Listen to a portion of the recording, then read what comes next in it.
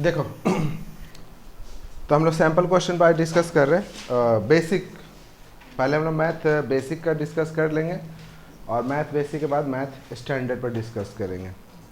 Question number 1 से start करते हैं। पहला जो क्वेश्चन नंबर 1 दिया हुआ है ना, बिल्कुल इजी सा क्वेश्चन है। क्वेश्चन नंबर 1 में बोल रहा है तुमसे कि express 156 as the product of prime number. As the product of prime number कहने का मतलब है कि उसका प्राइम फैक्टराइजेशन करना है। प्राइम फैक्टराइजेशन समझ में आता है ना। जैसे मान लो कि अगर लिखा हुआ है कहीं पे 12, तो 12 का प्राइम फैक्टर क्या होता है? तो 3 इंटू 2 इंटू 2, 3 इंटू 4 नहीं, क्योंकि 4 प्राइम नंबर नहीं है, तो 3 इंटू 2 इंटू 2। तो सेम 156 को प्रोडक्ट ऑफ प्राइम नंबर में लिखना है। तो हम क्या करेंगे? सिंपल सा, ये मेरा मान लिया 156 है, तो इसको पहले 2 से डिवाइड किए, कितना है? 78। फिर कितना से किए? 2 से किए 39, फिर 3 से किए 13। तो इसका क्या लिखेंगे हम लोग? हम लोग लिख देंगे कि 156 equals to 2 into 2 into 3 into 13। ये क्वेश्चन नंबर आपका 1 हो गया। चलिए इधर हम रफ करेंगे और उधर उसका आंसर लिखते जाएंगे, ठीक है। उसका क्वेश्चन नंबर 2 है, right the quadratic polynomial sum of whose zeros is 2 and the product is -8। तो हम आपको बताएंगे क्वाड्रेटिक पॉलिनोमियल का जो फार्मूला होता है वो सिंपल सा इस तरीके से होता है। देखो, जब भी आपको क्वाड्रेटिक पॉलिनोमियल लिखना हो तो लिखेगा x² minus sum of root, मतलब अल्फा प्लस बीटा, और यहाँ पे x plus alpha into beta equals to 0। अगर आपको क्वाड्रेटिक पॉलिनोमियल लिखना हो तो क्वाड्रेटिक पॉलिनोमियल के लिए क्या होता है? पहले x² माइनस सम ऑफ 0, इसको हम लोग कहेंगे सम ऑफ 0 x और प्लस प्रोडक्ट ऑफ 0। अब यहाँ पे तो सम दिया ही हुआ और प्रोडक्ट भी दिया हुआ है, तो डायरेक्ट पॉलिनोमियल क्या हो जाएगा? तो डायरेक्ट मेरा पॉलिनोमियल होगा x² माइनस सम कितना दिया हुआ है, तो ब्रैकेट में ही लिखे 2x प्लस प्रोडक्ट कितना दिया हुआ है? -8 इक्वल्स टू 0।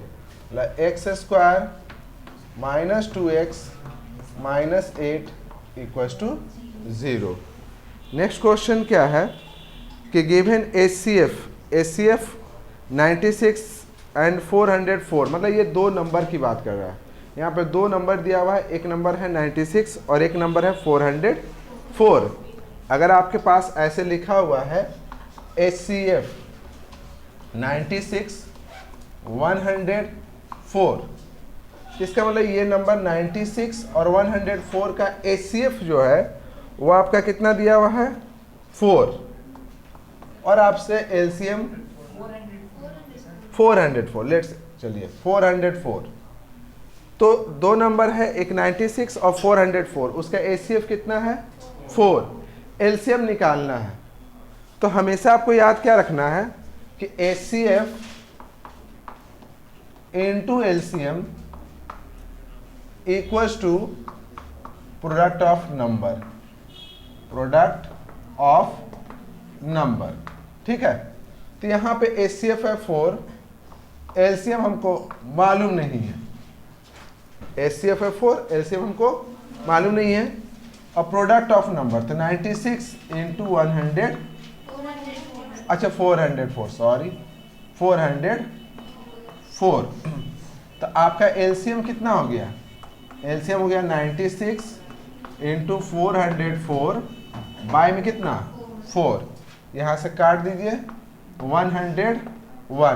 अब 101 को 96 से मल्टीप्लाई कर दीजिए, तो ये आपका आ जाएगा 96 0 0 फिर 96 6969, मतलब कि आपका आएगा थर्ड का आंसर कितना?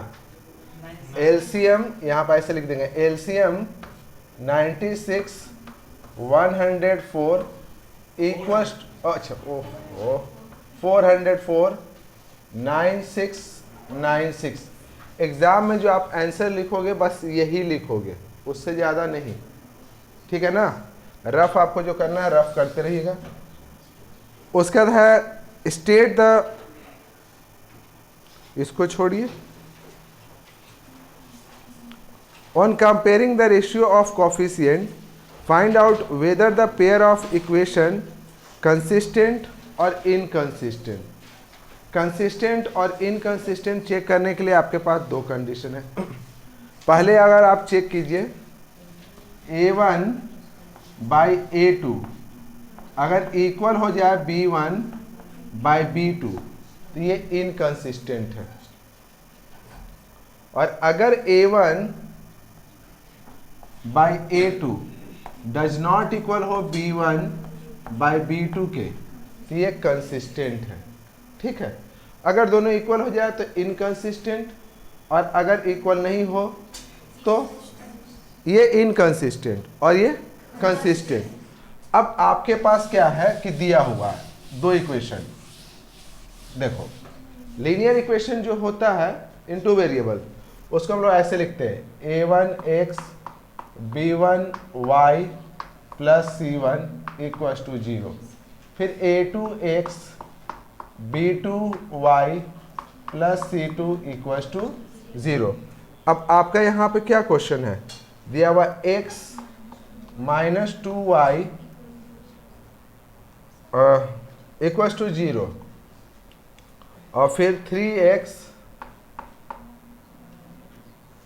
प्लस 4y इक्वल टू -20, चलिए -20 इक्वल टू 0। A1 का मतलब हो गया कोफिशिएंट ऑफ x पहले इक्वेशन में। A1 कितना है मेरा 1, B1 -2, A2 3, B2 4। तो हम निकालते A1 बाई A2, तो A1 बाई A2 कितना हो गया 1 बाई 3, और B1 by B2 -2 by 4 cut करके कितना हो गया -1 by 2। A1 by A2 1 by 3, B1 by B2 -1 by 2 equal है नहीं है, तो लिखेंगे कि since A1 by A2 does not equal to B1 by B2 so it is consistent. ये कंसिस्टेंट है, ठीक है। तो आप लिख दीजिएगा इट इज कंसिस्टेंट, ठीक है, क्लियर। तो आपका फोर्थ वाला जो होगा वो क्या होगा कंसिस्टेंट। हाँ इसको थोड़ा सा रफ करके दिखाइएगा ना, अगर ऑब्जेक्टिव रहा तो। लेकिन ऑब्जेक्टिव में इतना ऐसा क्वेश्चन नहीं पूछता है, ज़्यादातर केसेस में ऑब्जेक्टिव में इस तरीके से क्वेश्चन नहीं पूछा। ऐसा क्वेश्चन जब भी पूछा है तो 2 नंबर 2 मार्क्स में पूछेगा, नहीं, ठीक है। 1 नंबर में इतना लेंदी क्वेश्चन नहीं पूछता है, CBSE में ये रूल है। पूछेगा तो फिर आप बना कर दिखा दीजिएगा, ठीक। क्वेश्चन नंबर हम लोग आ रहे हैं 5। If A and B are coprime number. Coprime number आप जानते होंगे कि जिसमें कोई भी कॉमन नंबर नहीं हो।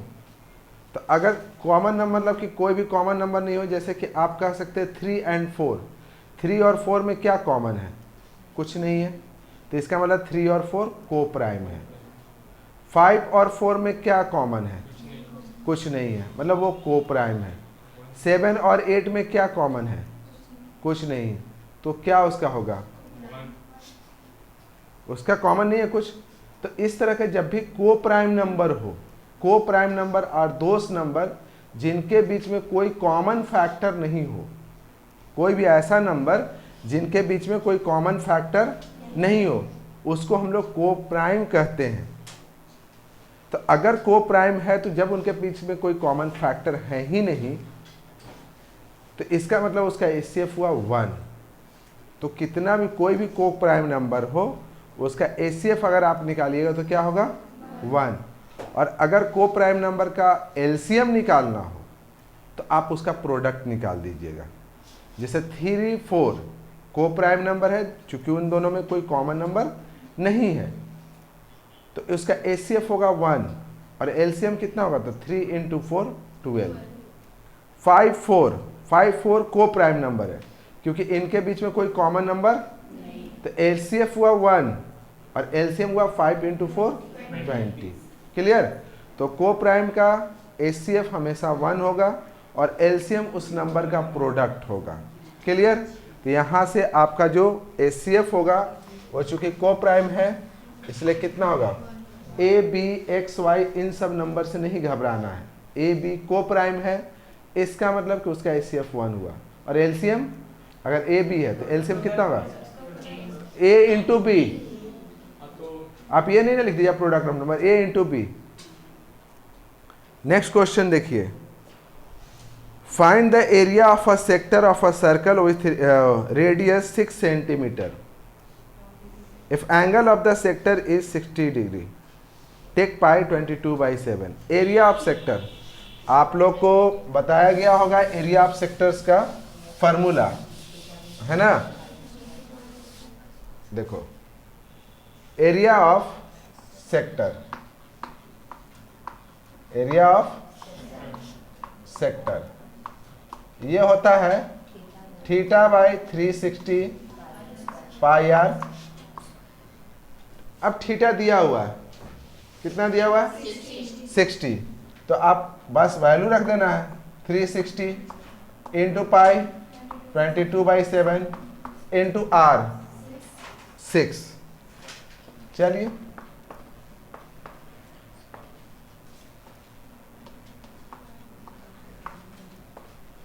कट गया ना। तो 22 इंटू 6 कितना हुआ 154, 132 बाय में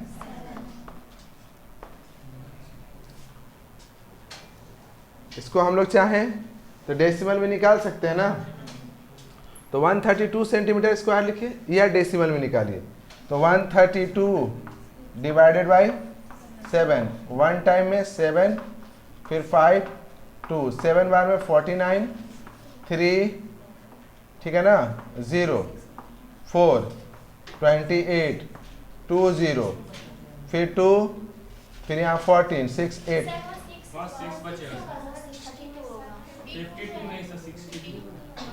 सॉरी यहाँ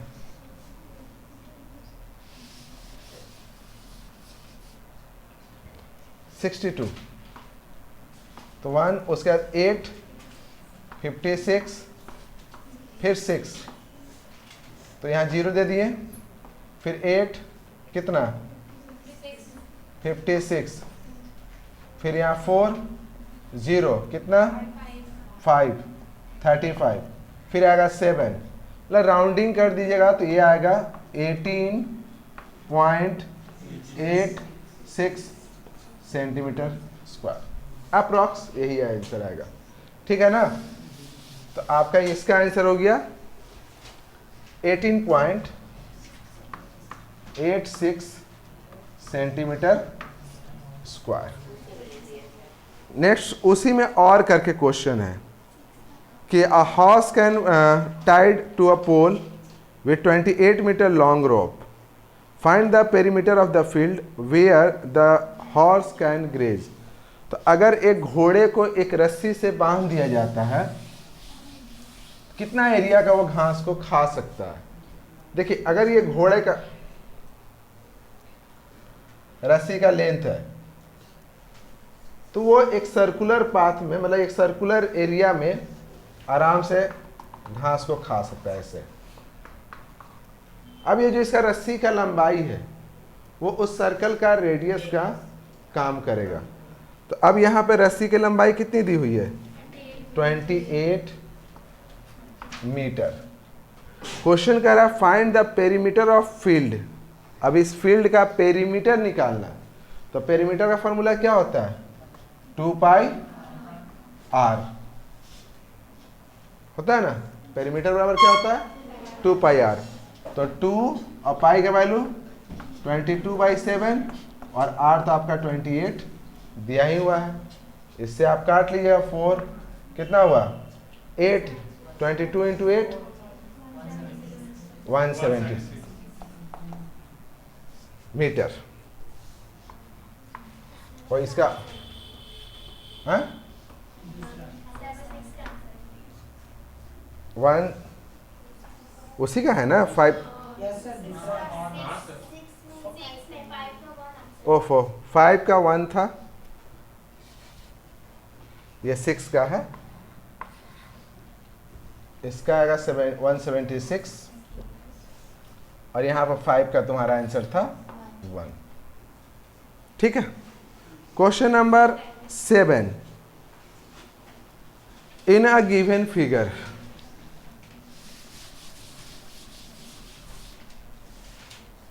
एक ट्रायंगल है,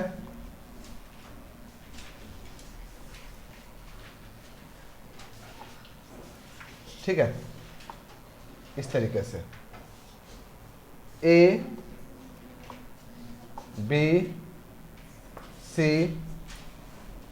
डी और ई। ये एंगल दिया हुआ कि in a given figure D E parallels to B C, ये लाइन और ये लाइन आपस में पैरेलल है। A D E 70 degree, A D E मतलब इस एंगल की बात करें, ये कितना है 70 डिग्री। और बी ए सी ये है आपका 50 degree.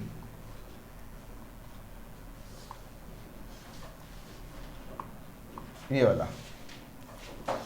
Then angle B C ए निकालना है। तो सबसे पहले तो आप जानते हो कि अगर ये एक छोटा सा ट्रायंगल है, एक ट्रायंगल के अंदर में सारे एंगल का सम कितना होता है 180 डिग्री। ये 50 डिग्री, ये 70 डिग्री, तो ये कितना हो जाएगा 60 हो जाएगा ना, क्योंकि एक ट्रायंगल में सारे एंगल का सम इक्वल होता 180 होता। ठीक है, तो यहाँ पे हो जाएगा आपका 60 डिग्री। चलिए इसको हम लोग लिख देते हैं कितना 60 डिग्री। ये लाइन पैरेलल है, तो हम जानते हैं कि ये एंगल और ये एंगल आपस में करस्पॉन्डिंग एंगल है और करस्पॉन्डिंग एंगल आर इक्वल। हमसे पूछ रहा है ए सी बी है ना, या बी सी ए, जो भी पूछे, ये एंगल की बात कर रहा है। ये जो एंगल है किसका करस्पॉन्डिंग है, इसका करस्पॉन्डिंग है। तो हम लोग लिखेंगे angle B C A equals to 60 degree. बनाना कैसे प्रोसेस, तो सबसे पहले लिखना है in triangle A D E, angle D A E plus A D E plus A E D equals to 180 degree. ये एंगल प्लस ये एंगल, ये एंगल, तो पहले ए ई डी निकाल लेंगे। फिर लिखेंगे since D E parallels to B C, therefore angle B C A equals to angle A E D corresponding angle, और फिर दोनों इक्वल हो जाएगा। लिखा जाएगा, पहले लिख लीजिएगा, ट्राई कीजिएगा, ठीक है ना। नेक्स्ट क्वेश्चन देखिए, in the given figure, same इसी का और में है, तो इसका आपका एंगल हो गया 60 डिग्री। इसी का और है, और में क्वेश्चन क्या है,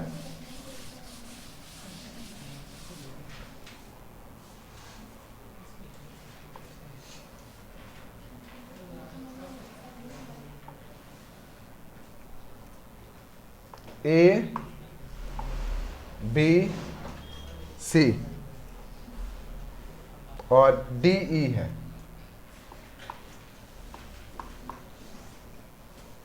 दिया हुआ है कि in a given figure A D equals to 2 centimetre. A D आपका कितना है 2 सेंटीमीटर, मतलब ये वाला part, A D 2 centimetre, B D 3 centimetre, उसके बाद ए ई 3.5 और ए सी जो है वो 7 सेंटीमीटर, मतलब ये पूरा है। ठीक है, इतना आप दिमाग लाइए कि अगर ये ए ई 3.5 है और पूरा ए सी 7 सेंटीमीटर है, तो इसका मतलब ये CE कितना है, छोड़िए, अगर AC पूरा 8 सेंटीमीटर रहता, AE 3 सेंटीमीटर रहता, तो ये वाला पार्ट कितना होता? तो हम जानते हैं ये पार्ट और ये पार्ट मिल करके 7 सेंटीमीटर। तो ये अगर जितना भी रहेगा ये पार्ट इसमें से उतना माइनस हो जाएगा। अगर मान लीजिए ये 8 होता है, ये 3 होता है, तो 8 - 3 ये 5 होता, तब ना 5 3 8 हो जाता। तो अगर ये 3.5 है, ये 7 है, तो 7 में से 3.5 हटा देंगे, कितना हो गया? 3.5 सेंटीमीटर। तो आपका CE कितना हो गया? पूछ रहा है कि is DE parallel to BC, क्या ये वाला लाइन और ये लाइन पैरेलल है? ये क्वेश्चन पूछ रहा है।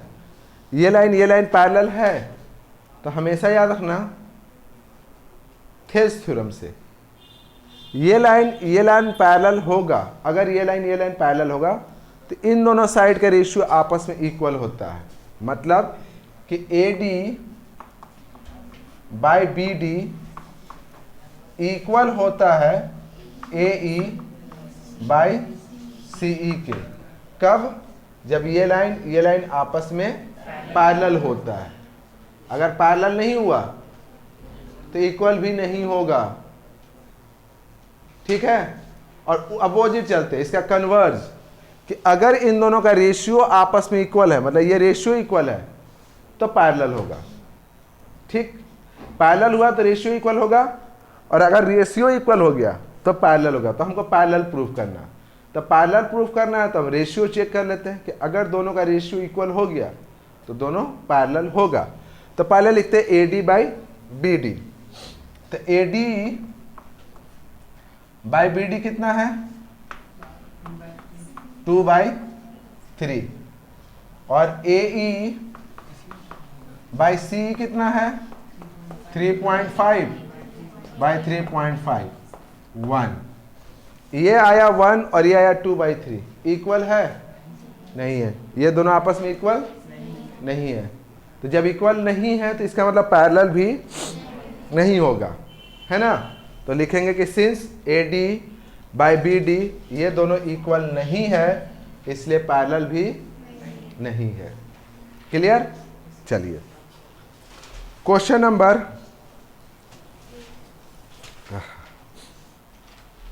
The cost of fencing circular field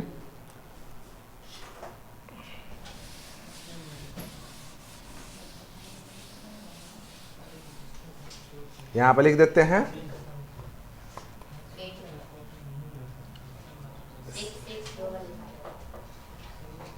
वो इसी का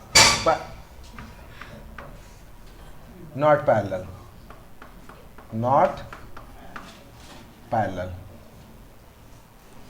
दिया हुआ the cost of fencing circular field at the rate of ₹25 per metre is 5280। Find the radius of the field. हमेशा याद रखना कि कॉस्ट ऑफ फेंसिंग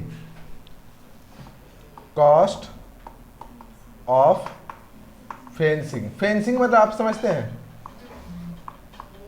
आपके पास एक मैदान है, गार्डन, उसमें आप कुछ फूल फल जो भी लगाए हुए हो, तो आप उसको फेंस करते हैं। फेंस मतलब उसको चारों तरफ से घेरते हैं, बाउंड्री देते हैं, ताकि कोई जानवर या कोई इंसान आपके गार्डन के अंदर इंटर नहीं कर सके।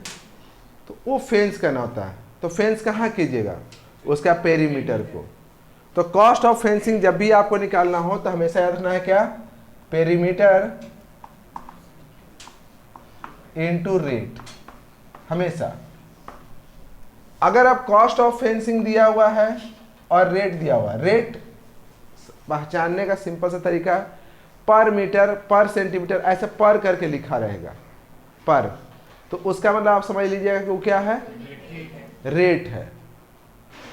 अब कॉस्ट तो यहाँ पर दिया हुआ, जैसे देखिए the cost of fencing circular field at the rate of rate दे दिया ना, कितना?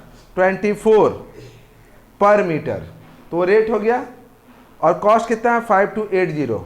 मतलब कॉस्ट ऑफ फेंसिंग दिया हुआ 5280 और रेट दिया हुआ 24, तो पेरीमीटर निकल जाएगा। तो पेरीमीटर निकालना होगा तो कॉस्ट ऑफ फेंसिंग को रेट से क्या कर देंगे? डिवाइड। तो आपको याद रखना है कि पेरीमीटर ये सर्कल है, तो सर्कल का कैसे पेरीमीटर नहीं, उसी को सरकमफ्रेंस भी कहते हैं। पेरीमीटर का हो या सरकमफ्रेंस, तो पेरीमीटर ऑफ सर्कल को ही सरकमफ्रेंस कहते हैं। तो यहाँ पे आएगा कॉस्ट ऑफ फेंसिंग बाय में रेट। कॉस्ट ऑफ फेंसिंग कितना दिया हुआ है, 5 to बाय में 20। और पेरीमीटर, पेरीमीटर ऑफ सर्कल का फॉर्मूला क्या होता है, तो 2 into 22/7 into r equals to 5280 by में कितना 24। तो आर बराबर कितना हो गया 5280 बाय में 24 इंटू, देखो ये डिवाइड में उधर गया तो मल्टीप्लाई और 2 इंटू 22 काट दें, 2 से काटिएगा 2640, फिर 2 से काटिएगा 11, रुकिए ना, रुको ना, 1320, 11 से काटोगे तो काटेगा 120 और 24 से काटोगे तो 5 बार में आपका जा 5 सेंटीमीटर ऑफ 7 भी है, तो 5 इंटू 7 35 मीटर, मीटर है तो मीटर 35 मीटर आपका रेडियस जो आएगा वो 35 मीटर आएगा। क्लियर है, वो आप इसको सॉल्व कर लीजिएगा इसको, ठीक है। तो इसका रेडियस आएगा आपका 35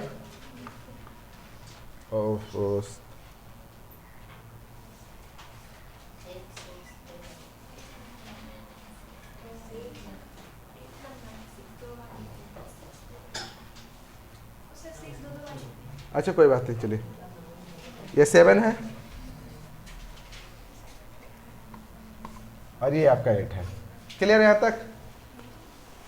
चलिए क्वेश्चन नंबर 9, इसको इरेज कर दें। यहाँ तक समझ में आ गया ना।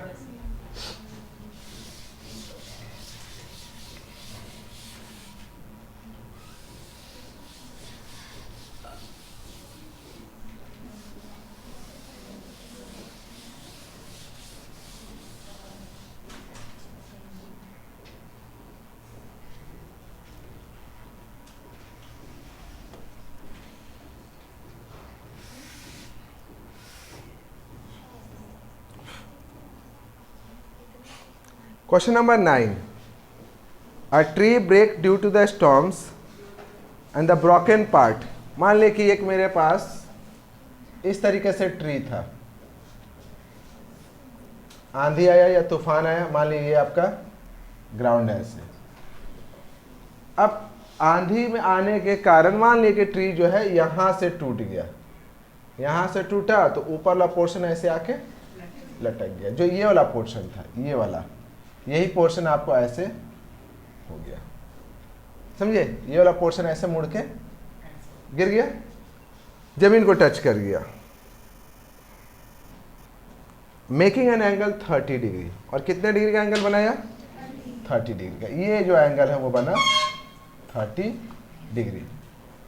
फिर बोल रहा है कि the distance between the foot of the tree to the point where the top touch the ground is 8 metre. तो जहाँ पे जो ट्री है ग्राउंड को टच किया और जो उसका फुट है उसके बीच का जो डिस्टेंस है वो है आपका 8 मीटर, ठीक है। Find the height of the tree. तो हाइट ऑफ ट्री निकालना होगा तो पहले तो हमको ये निकालना है। ये मान लिया मेरा x है थोड़ा देर के लिए, और ये वाला पोर्शन को हम थोड़ा देर के लिए क्या मान लेते हैं y। अगर ये y है तो ये भी मेरा कितना हो गया y। तो हाइट ऑफ ट्री मेरा हो गया x प्लस y। अब पहले हम लोग निकालते हैं x। तो x परपेंडिकुलर है और ये मेरा आपका क्या है बेस। परपेंडिकुलर और बेस दिया हुआ है, तो कौन सा ट्रिग्नोमेट्रिकल रेशियो बनेगा tan। तो लिखेंगे tan 30 डिग्री, तो लिखेंगे x बाई 8। tan 30 कितना हुआ, x by x equal to कितना हो गया 8 बाई √3। और यहां से y हाइपोटेनस और ये आपका बेस, y निकालना तो हाइपोटेनस और बेस, हाइपोटेनस और बेस से क्या बनता है cos, तो यहां लिखेंगे cos 60 डिग्री y बाई 8, तो इसका मतलब हो गया √3 बाई नहीं cos 60 cos 30 √3 by 2 y by 8, तो आपका y बराबर हो गया 8√3 बाई में 2। अब हाइट ऑफ ट्री निकालना होगा तो सिंपल सा x प्लस y कर देना, तो यहां से हो गया 8 बाई √3 प्लस 8√3 बाई में कितना 2।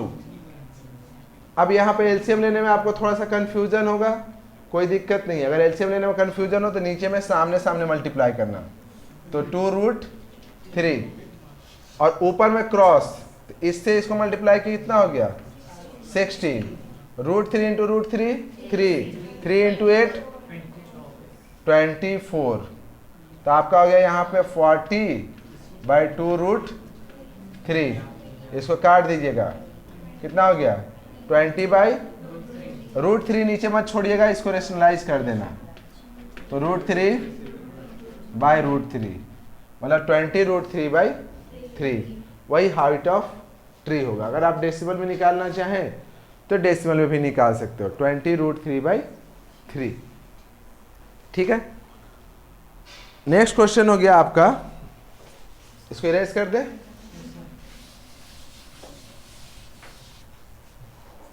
Question number 10, if the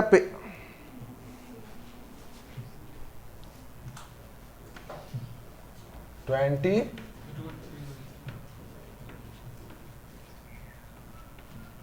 10, question number 10 कह रहा है कि if the perimeter and the area of circle are numerically equal, area और पेरीमीटर दोनों इक्वल है, find the radius of the circle. तो अगर एरिया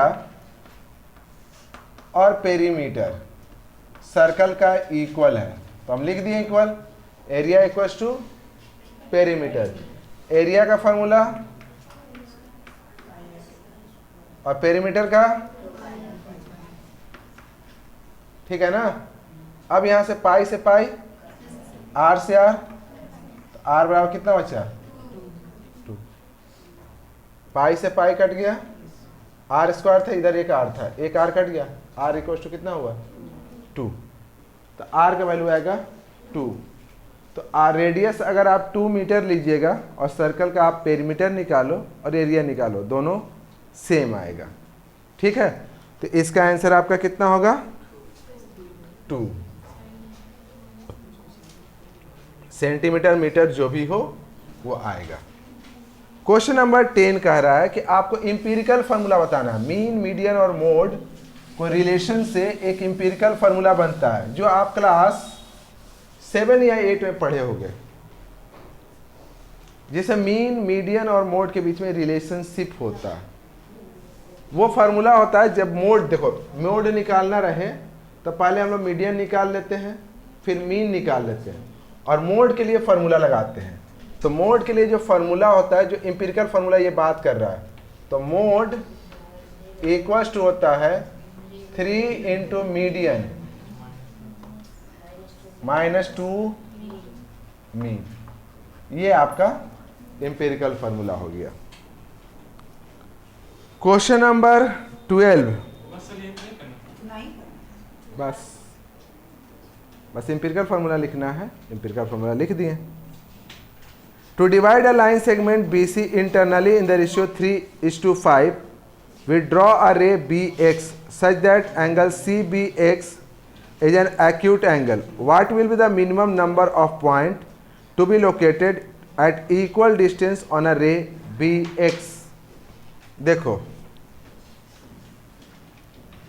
एक लाइन है, इस लाइन को हमको डिवाइड करना है इन द रेशियो 3:5। तो 3:5 अगर हमको करना रहता है तो इसके लिए हम लोग यहाँ पे एक एक्यूट एंगल लेते हैं इस तरीके से, और फिर इस लाइन को इक्वल पार्ट में डिवाइड करते हैं। जैसे कि अगर मान लो कि ये लाइन है 6 सेंटीमीटर और हम कहें कि इसको डिवाइड करो, एक रेशियो दे दिया, जैसे कि रेशियो दे दिया 3:5। तो इसका मतलब जब यहाँ पे क्या किया, एक सबसे पहले लाइन लिए, यहाँ पे एक्यूट एंगल खींचने के लिए कुछ नहीं है, स्केल को हल्का झुका दिए, खींच दिए, ये एक्यूट एंगल बन गया। अब उसके बाद इस लाइन को इक्वल पार्ट में बांटना होता है। कितना इक्वल पार्ट में? तो इन दोनों को सम कर देते हैं, 3 + 5 8। इसको 8 इक्वल पार्ट में बांटेंगे। अगर यहाँ रेशियो रहता है 2:3 तो 5 इक्वल पार्ट में बांटते। अगर रहता 4:3 तो 7 इक्वल पार्ट में, दोनों का जो सम होता है।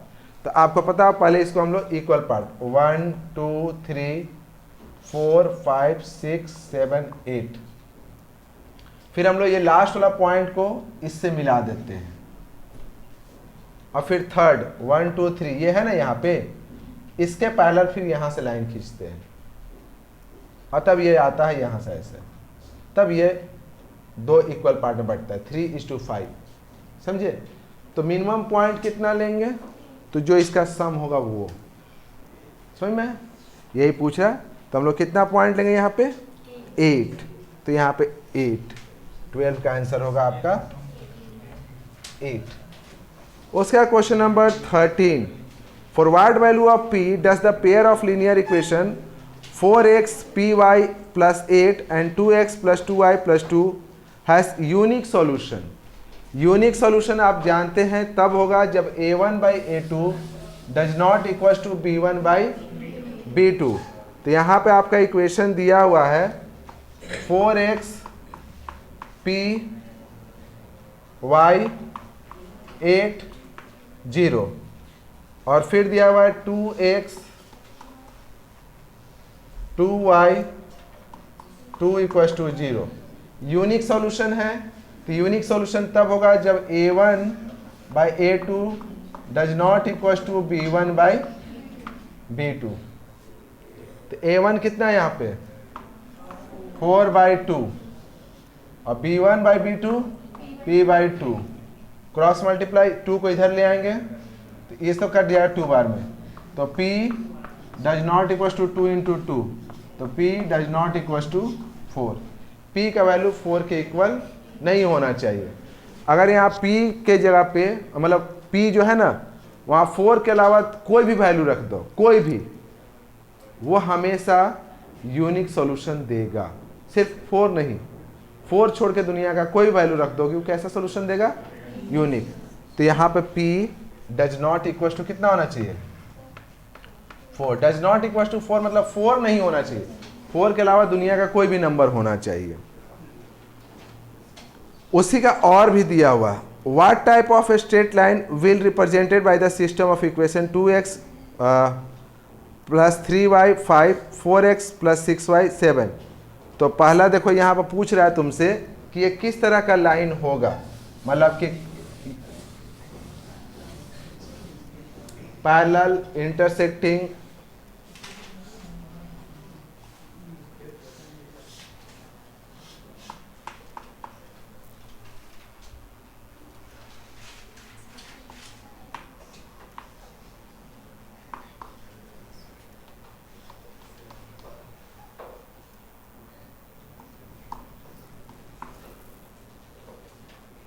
देखो पहले a1/a2 कितना होगा 2/4,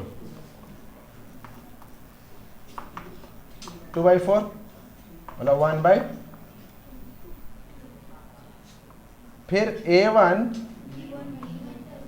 b1/b2 कितना हुआ, और c1/c2 5/7।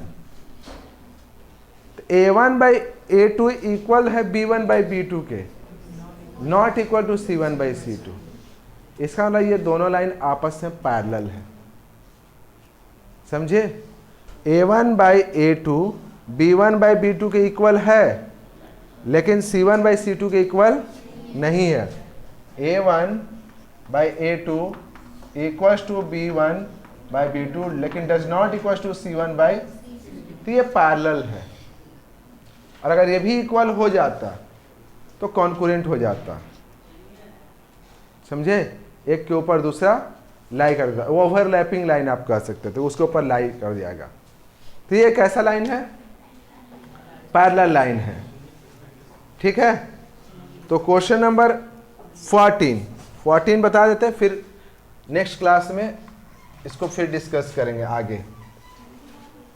A bag contains 3 red ball and 5 black ball. A ball drawn at a random from the bag. What is the probability that the ball drawn is red? Simple सा है, red का probability क्या होगा? तो total red ball कितना है? 3। Red ball 3 है, total ball कितना है? तो 3/8 हो गया।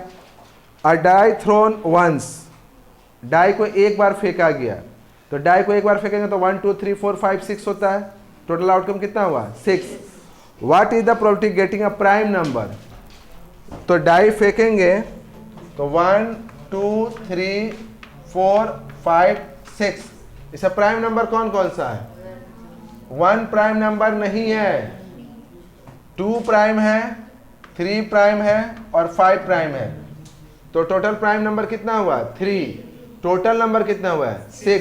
तो 3/6 प्रोबेबिलिटी कितना हुआ? 1/2। तो एक अगर डाइस को फेंकेंगे तो मतलब प्राइम नंबर आने का प्रोबेबिलिटी कितना है? 1/2। क्लियर?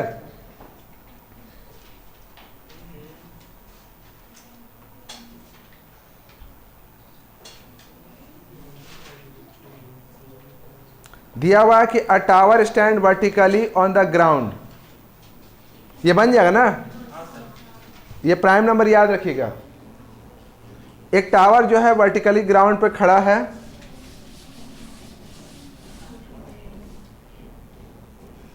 देखो इस तरीके से, और 60 डिग्री का एंगल बना रहा है। दिया कि a tower stand vertically on the ground from a point on the ground which is 50 metre away from the foot. ये 15 मीटर दिया हुआ। बोल रहा है कि find the height of the tower, इसका हाइट निकालना है। एक टावर है, a tower stand vertically on the ground from the point on the ground which is 50 metre away from the foot of tower. इसके फुट ऑफ टावर से 15 metre दूर कोई एक पॉइंट है। इस पॉइंट से इसका एंगल ऑफ एलिवेशन कितना है? 60 डिग्री। इसका हाइट निकालना है। तो आपको निकालना क्या है? P दिया हुआ क्या है? B। इन दोनों के रेशियो से क्या बनता है? tan। तो हम लोग जानते हैं tan, तो tan 60 डिग्री हम लेंगे, tan 60 डिग्री। तो tan बराबर क्या होता है? परपेंडिकुलर बाई बेस, मतलब x/15। tan 60 का वैल्यू x बराबर हो जाएगा 15√3। 15√3, तो √3 का वैल्यू आपको पता है ना, 1.732। तो आप उसको मल्टीप्लाई करके निकाल लेना, तो ये आ जाएगा 15√3 मीटर। और √3 इसे छोड़ना नहीं, इसको डेसिमल में आप निकाल लीजिएगा, √3 का वैल्यू रख करके 1.732। लास्ट क्वेश्चन है कि the probability of an event E plus probability of event not E। Class में एक लड़का पास होगा, या मान लो कि दिए कि एक क्लास में लड़का फर्स्ट होगा और लड़का फर्स्ट नहीं होगा, दोनों का प्रोबेबिलिटी कितना है मिला करके? 1। आज बारिश होगा, अगर मान लो बारिश होने की प्रोबेबिलिटी है 3:5, मतलब 5 में से 3 चांस है बारिश होने का। तो बारिश नहीं होने का कितना है? 2/5, 5 में से 2, दोनों को मिला देंगे तो 3 और 2 5 हुआ ना। तो किसी इवेंट का होना और नहीं होना, उन दोनों का अगर प्रोबेबिलिटी को सम कर दिया जाए तो 1 होता है हमेशा। तो उसका आंसर कितना होगा? जैसे अगर मान लिए कभी ऐसा क्वेश्चन जैसे डायरेक्ट नहीं देता है, जैसे मान लिए the probability of passing in examination is 0.95. The probability of passing in an examination is 0.95. तो what is the probability that student not pass in exam? तो 0. क्योंकि दोनों मिला करके अगर पास होने की प्रोबेबिलिटी 0.95 है, 0. तो नहीं पास होने का प्रोबेबिलिटी मान लिए x है, तो दोनों मिला के कितना होगा? 1. उसको उधर ले जाएंगे, माइनस करेंगे 0.05. ठीक, ऐसा क्वेश्चन स्टैंडर्ड क्वेश्चन मतलब आता है ना, उसमें भी पूछता है कि एक दे देगा प्रोबेबिलिटी, जैसे कि the probability having rain 0.09. What is the probability that not having rain? हाँ, 0.09 पानी होने का, बारिश होने का प्रोबेबिलिटी, तो नहीं होने का 0.91. क्लियर? आप इतना प्रैक्टिस करना, नेक्स्ट क्लास में हम लोग फिर इसके आगे का जो क्वेश्चन है उसको हम लोग डिस्कस करेंगे, और आफ्टर बेसिक हम लोग स्टैंडर्ड को करेंगे. ठीक.